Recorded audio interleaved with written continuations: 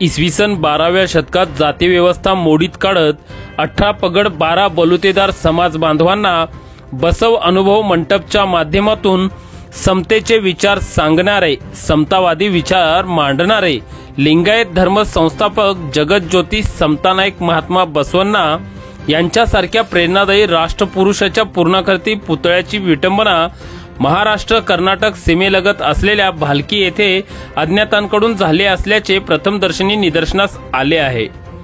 राष्ट्रीय महापुरुषांच्या विटंबना झाल्याने अनेक भागात निषेध व्यक्त करण्यात येत आहेत। त्याच पार्श्वभूमीवर मुरुम शहरातील सकल लिंगायत समाज बांधव व मुरुम शहर वासियांच्या वतीने दिनांक 17 जानेवारी 2025 शुक्रवार रोजी मुरुम शहर बंदची हाक पुकारण्यात आली आहे।